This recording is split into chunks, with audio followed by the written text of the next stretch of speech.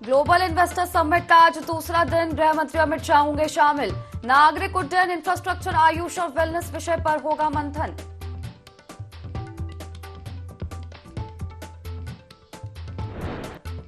PM Modi ने दिया make in India के बाद वेड इन इंडिया का नारा। उत्तराखंड को बताया बेस्ट वेडिंग डेस्टिनेशन। कहा उत्तराखंड में है वो मंदिर जहां शिव और पार्वती ने किया था विवाह।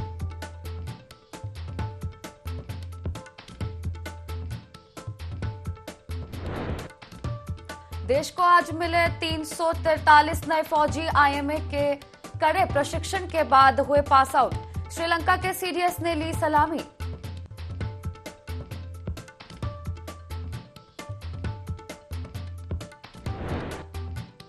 उत्तराखंड में पड़ने लगी कड़ाके की ठंड, जल्द ही माइनस में पहुंचेगा तापमान। पश्चिमी विक्षोभ के चलते बदल रहा मौसम।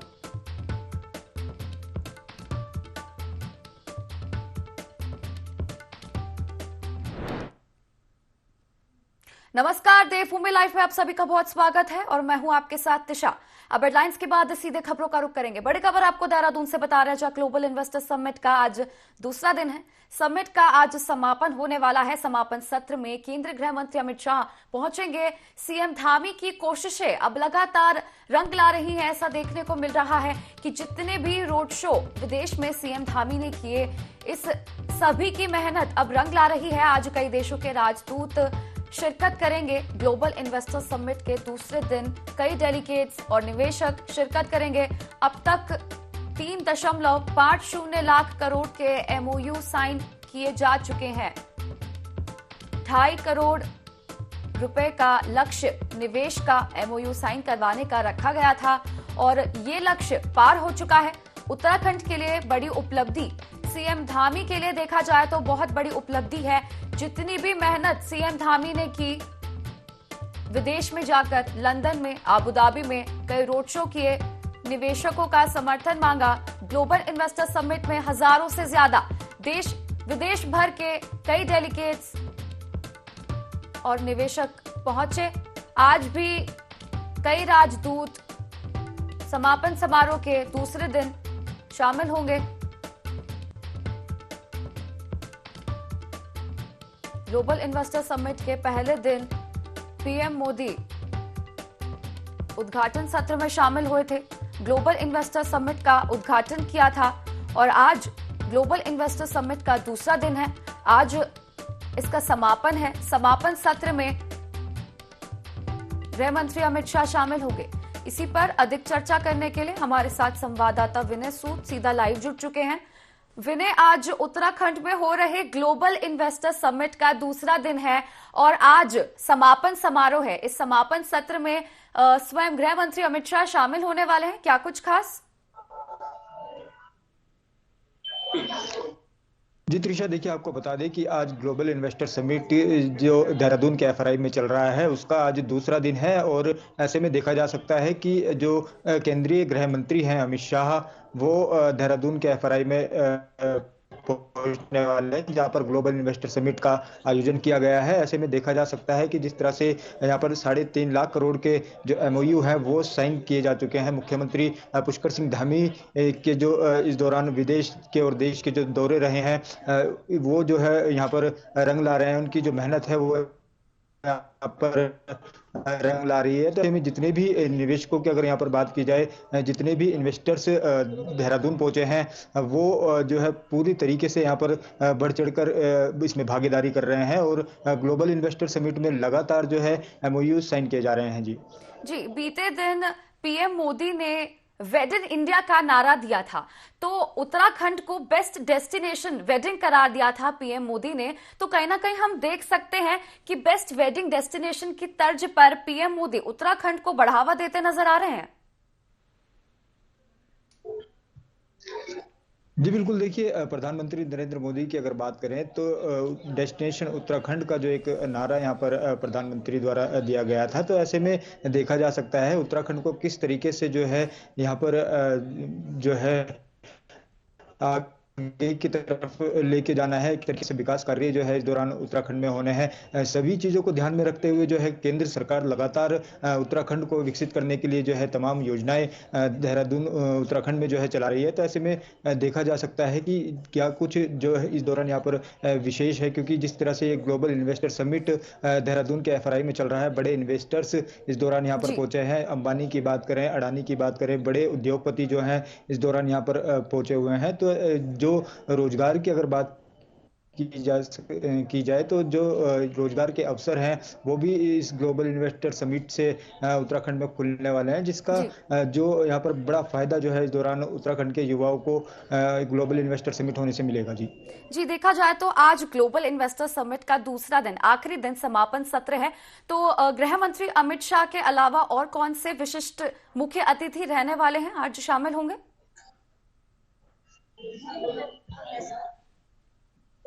जी बिल्कुल, देखिए केंद्रीय गृह मंत्री अमित शाह जो हैं वो आज देहरादून के एफआरआई में पहुंचेंगे और दोपहर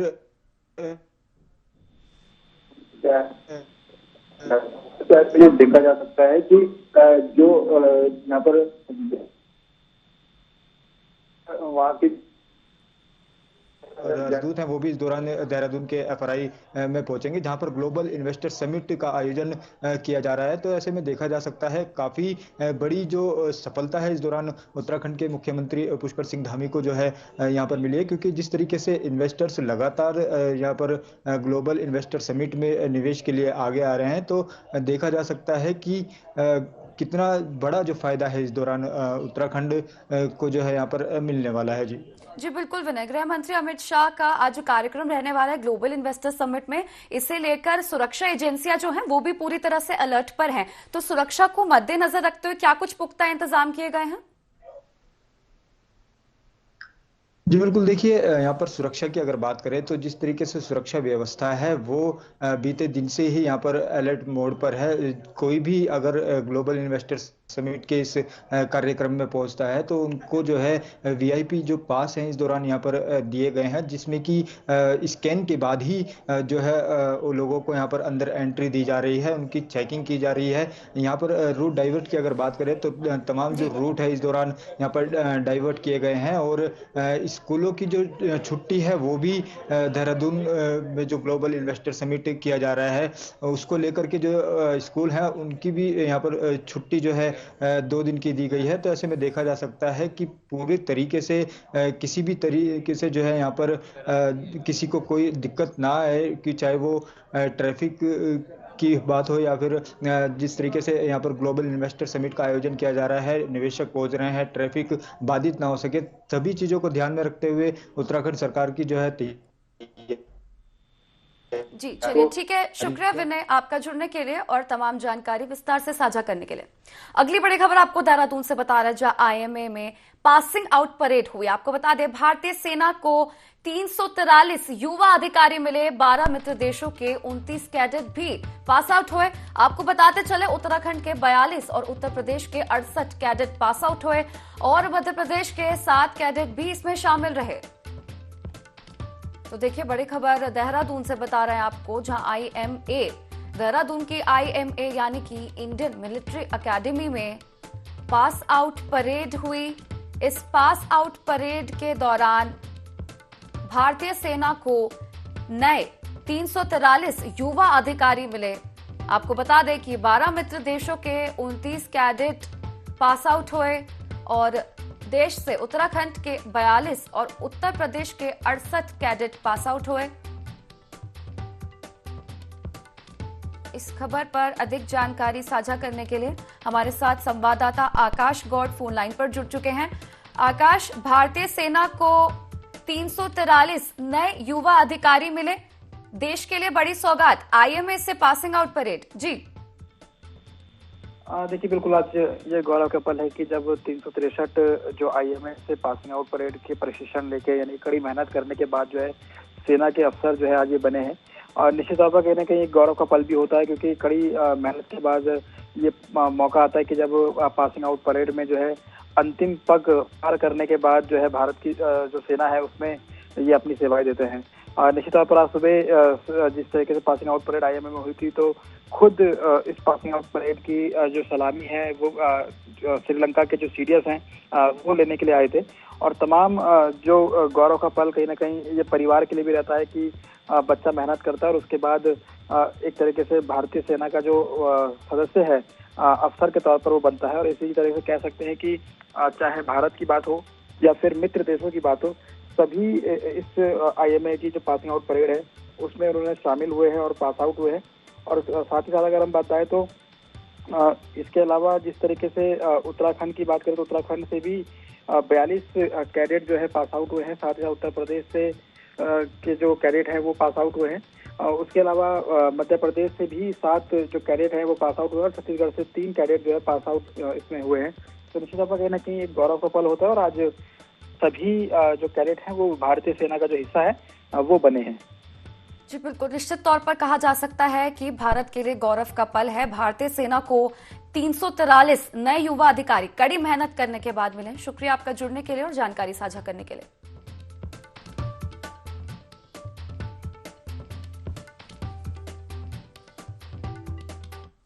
डोईवाला नगर पंचायत के वार्ड नंबर 17 चांदमारी में स्थानीय ग्रामीणों ने प्रदर्शन कर क्षेत्र की अनदेखी का आरोप लगाया। लंबे समय से पेयजल पाइपलाइन लीकेज होने के चलते ग्रामीणों को पीने के लिए पानी उपलब्ध नहीं हो पा रहा है, जिसको लेकर ग्रामीणों का गुस्सा फूट पड़ा और ग्रामीणों ने जल संस्थान के खिलाफ नारेबाजी कर रोष जताया।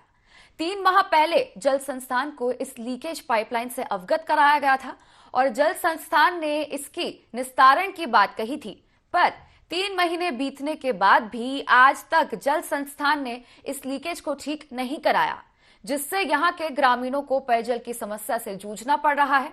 ग्रामीणों का कहना है यदि समस्या का समाधान जल्द नहीं किया गया तो हमें उग्र आंदोलन के लिए मजबूर होना पड़ेगा। समस्या हमारी सड़क की, बिजली की और पानी की, और सड़क पूरी टूटी हुई है। कई बार मैंने भी विधायक से भी बोला, हमारे कोई सुनता ही नहीं किसी चीज को। सड़कों की पूरी सारी समस्या, पानी भरता है बरसात में भी, अब रोड पर जाने लायक नहीं, आप पैदल नहीं चल सकते। देखो पानी ही नहीं आता उसमें, सुबह शाम मोटर चलाते तब भी पानी नहीं आता। एक घर में जाता दूसरे में जाता नहीं, सारे परेशान, पूरा मोहल्ला परेशान है। जल संस्थान के द्वारा हमें अनदेखी की जा रही है। एक ये पानी की लाइन यहाँ लीकेज पड़ी हुई है, पिछले 3 महीने से लगातार मैं मांग कर रहा हूँ कि उसको दुरुस्त किया जाए, लेकिन सरकार की जो हमारा जल संस्थान है उसके कान में बिल्कुल जूं नहीं रेंग रही है। और यहाँ हमें पीने के पानी में कीड़े और मिट्टी और काई इत्यादि जो है हमारे पानी में आ रही है। मैं लगातार उसकी मांग कर रहा हूँ। एक ज्ञापन जो है अपने जल संस्थान जेई साहब को दिया था, उसके बाद जो 28/11 को फिर मैंने पुनः उसका जब एक ज्ञापन दिया तो अभी तक भी उसके बाद में कंटिन्यू उनको फोन कर रहा हूँ, लगातार फोन कर रहा हूँ, लेकिन ये है इनको रोज आश्वासन दे रहे हैं। केवल एक आश्वासन दिया जा रहा है कि आपकी लाइन को कल दुरुस्त कर दिया जाएगा, आपकी लाइन को परसों दुरुस्त कर। मजबूरी में आकर के आज हमें यहाँ आंदोलन करना पड़ा। मुख्यमंत्री पुष्कर सिंह धामी ने लोहाघाट क्षेत्र के लोगों को प्रदेश के पहले बालिका स्पोर्ट्स कॉलेज की शानदार सौगात दी है, जिससे क्षेत्र के लोगों ने मुख्यमंत्री धामी को लोहाघाट क्षेत्र को इस शानदार सौगात देने के लिए धन्यवाद किया। साथ ही सुई ग्राम प्रधान भुवन चौबे और सामाजिक कार्यकर्ता प्रदीप देव ने लोहाघाट क्षेत्र की जनता की ओर से डीएम चंपावत नवनीत पांडे के माध्यम से मुख्यमंत्री धामी को धन्यवाद ज्ञापन प्रेषित किया और छात्राओं को खेल के क्षेत्र में आगे बढ़ाने के लिए मुख्यमंत्री पुष्कर सिंह धामी का धन्यवाद भी किया। इस सौगात की जानकारी प्रदेश की खेल मंत्री रेखा आर्य ने दी और बताया कि स्पोर्ट्स कॉलेज निर्माण के लिए भूमि संबंधी औपचारिकताएं लगभग पूर्ण कर ली गई हैं।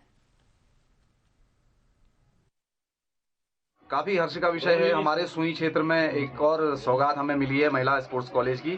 तो ये उत्तराखंड का लगभग एक मात्र महिला स्पोर्ट्स कॉलेज है जो हमें सुई में मिलने जा रहा है। इसके बाद हमारा ये क्षेत्र एक ऐसा हब बनने जा रहा है जो शिक्षा और स्पोर्ट्स के क्षेत्र में हम लोगों को बहुत प्रगति देगा। इससे पहले हमें स्टेडियम की सौगात इधर हमारा सेंट्रल स्कूल, नवोदय और ITBP और छमनिया स्टेडियम के साथ साथ लगता हुआ हमारा कृषि विज्ञान केंद्र है। तो ये बहुप्रतीक्षित जो हमारे ये संस्थान बने हैं निश्चित तौर पर इस क्षेत्र के लिए मील का साबित होंगे। मैं समस्त क्षेत्रवासियों की तरफ से पूरे सरकार को बधाई देना चाहूँगा कि उन्होंने इस क्षेत्र में एक महिला स्पोर्ट्स कॉलेज की यहाँ पर स्थापना करने।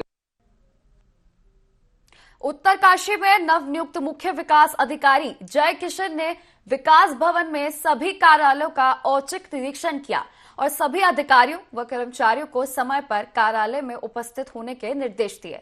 साथ ही सफाई को लेकर नाराजगी भी जताई। काशी में 5 दिसंबर को ज्वाइन किया हूँ। उत्तरकाशी भगवान शिव का जनपद है, तो मेरी ये प्राथमिकता होगी कि यहाँ पे टूरिज़्म की बढ़ावा हो। इसके अलावा साफ़ सफाई यहाँ पे सुचारू रूप से हो। गवर्नमेंट की जितनी भी जन कल्याणकारी गवर्नमेंट स्कीम्स है उसको इम्प्लीमेंटेशन इफेक्टिव और इफ़िशिएंट वे में हो। और मैं चाहूँगा कि यहाँ पे जो लोग अगर पलायन है तो पलायन रुके और रिवर्स पलायन लोग यहाँ पे आएँ और हमारे हिमालयाज़ में रहें और उसके नेचर का आनंद लें। Thank you. उत्तराखंड की खानपुर विधानसभा में विधायकों की जंग खत्म होने का नाम नहीं ले रही है। खानपुर के पूर्व विधायक कुंवर प्रणव सिंह चैंपियन ने प्रेस क्लब देहरादून में प्रेस कॉन्फ्रेंस की। इस दौरान उन्होंने खानपुर विधायक उमेश कुमार पर कई गंभीर आरोप लगाए। साथ ही चैंपियन ने विधायक खानपुर उमेश कुमार से इस्तीफे की मांग भी की। उन्होंने कहा कि 26 अप्रैल 2023 को खुद विधायक उमेश कुमार ने एक प्रेस कॉन्फ्रेंस में कहा था कि किसी भी कोर्ट में यदि उनके खिलाफ दुष्कर्म के संबंध का कोई भी मुकदमा विचाराधीन होगा तो वे इस्तीफा दे देंगे। और अब विधायक उमेश कुमार का एक महिला के साथ अश्लील वीडियो वायरल हो रहा है। ऐसे में विधायक उमेश कुमार को इस्तीफा देना चाहिए। जो माननीय विधायक खानपुर बने हैं श्री उमेश कुमार, उनके द्वारा जो खुलेआम व्यभिचार, पराई नारी के साथ शारीरिक संबंध बनाने का वीडियो तैयार किया गया, जहां नारियों को देवी के समान पूजा जाता है, वहां ऐसा व्यभिचारी बलात्कारी व्यक्ति देवभूमि में विधायक बनता है, वाकई दुर्भाग्य की बात है। उमेश द्वारा 26 अप्रैल 2023 को रुड़की में प्रेस कॉन्फ्रेंस करके ये कहा गया था, अगरचे मेरे खिलाफ किसी भी कोर्ट में या हाई कोर्ट में कोई मुकदमा विचाराधीन धारा 376 का है, यानी बलात्कार का, तो मैं इस्तीफा दूंगा। थाना तुगलक रोड नई दिल्ली का धारा 376, धारा 420, धारा 506 के अंतर्गत पंजीकृत है। एफआईआर कॉपी आपको दे दी गई। एग्जैक्ट एक हफ्ते बाद 14 दिसंबर को बलात्कार केस की उमेश कुमार के खिलाफ सुनवाई दिल्ली हाई कोर्ट में है। उमेश कुमार के इस्तीफे की मांग करता हूं। अगर सत्यवादी है, जबान का आदमी है, तो इस्तीफा दे। हरिद्वार नगर निगम प्रशासन अब गंगा घाटों की सफाई के लिए ऑटोमेटिक मशीनों का प्रयोग करने जा रहा है, जिसके ट्रायल के लिए मशीनें मंगवाई जा रही हैं। अगर ट्रायल सफल रहा तो शहर में हर की पौड़ी के साथ साथ बाकी खुले स्थानों पर भी ऑटोमेटिक मशीनों का प्रयोग किया जाएगा। आपको बता दें कि हाल ही में शहर के मुख्य आयुक्त के पद पर आईएएस वरुण चौधरी ने कमान संभाली थी और चार्ज संभालते ही शहर में गंगा घाटों की साफ सफाई शुरू कर दी। आईएएस वरुण चौधरी ने कहा कि शहर में घाटों पर तमाम गंदगी जमा हो जाती है, जिसकी साफ सफाई करना प्रशासन की प्राथमिकता होगी।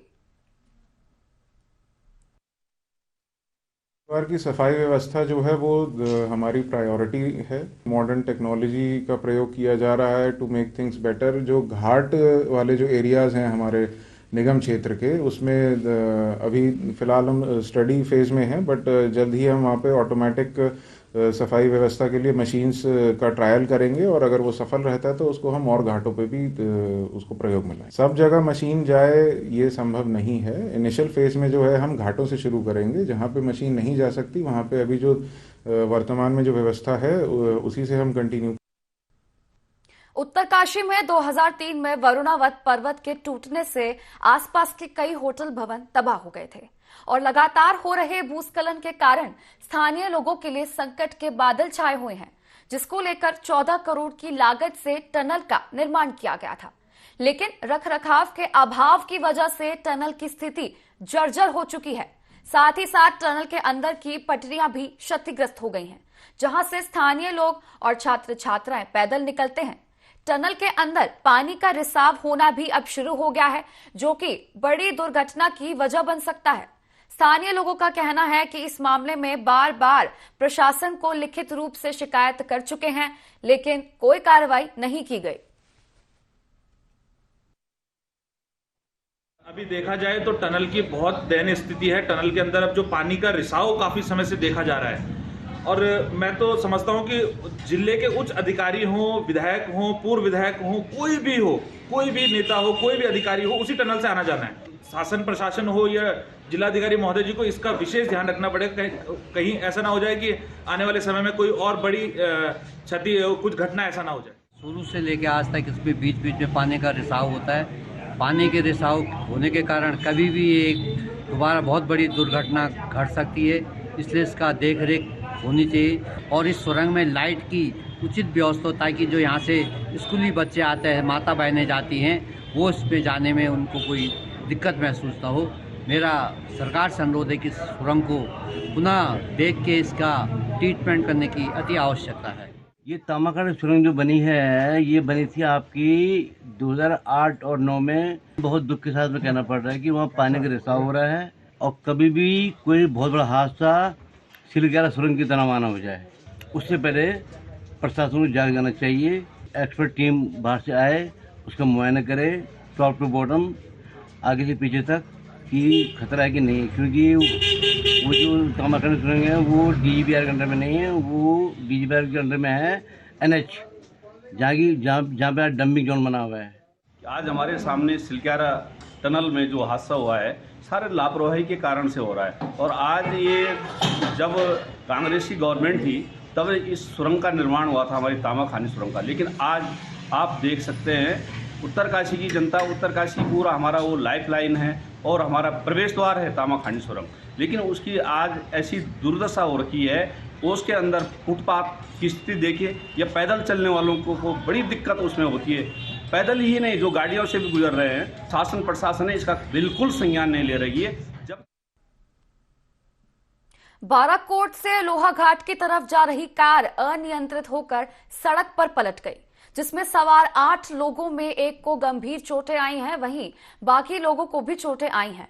बता दें कि महिलाओं का एक ग्रुप कार से लोहाघाट की तरफ जा रहा था, तभी अनियंत्रण के चलते कार पलट गई। स्थानीय लोगों ने मौके पर पहुंचकर घायलों को बाहर निकाला और पुलिस को सूचित किया। पुलिस ने घायलों को जिला चिकित्सालय भेजा, जहां डॉक्टर ने सभी को खतरे से बाहर बताया है। एक गाड़ी ऊपर से आई, एक गाड़ी नीचे से आई। वहाँ पे मैंने ब्रेक मारा, ब्रेक मारते ही गाड़ी को मतलब पत्थर के ऊपर चढ़ गई थी गाड़ी। पत्थर में चढ़ते हुए तो छोटी गाड़ी के हिसाब से पलट गई गाड़ी। स्थिति ठीक है, हमने उनका उपचार कर दिया है, प्राथमिक उपचार दे दिया है, लेकिन उनको फिर भी एक CT स्कैन कराने की जरूरत है। अभी जैसे अभी बाहर कह सकते हैं, बाकी CT देखने के बाद ही पता चलेगा। एक महिला घायल है जिनको प्राइवेट निजी वाहन से लोहाघाट अस्पताल पहुंचा दिया गया है और बाकी जितने भी उसमें पैसेंजर थे वो अभी सुरक्षित हैं और उनको हल्की कोई चोट आई हुई या नहीं आई हुई है। इसमें ड्राइवर सहित 8 लोग बताए जा रहे हैं। इसी के साथ देवभूमि लाइव में फिलहाल इतना ही। आप बने रहिए IND 24 के साथ। नमस्कार।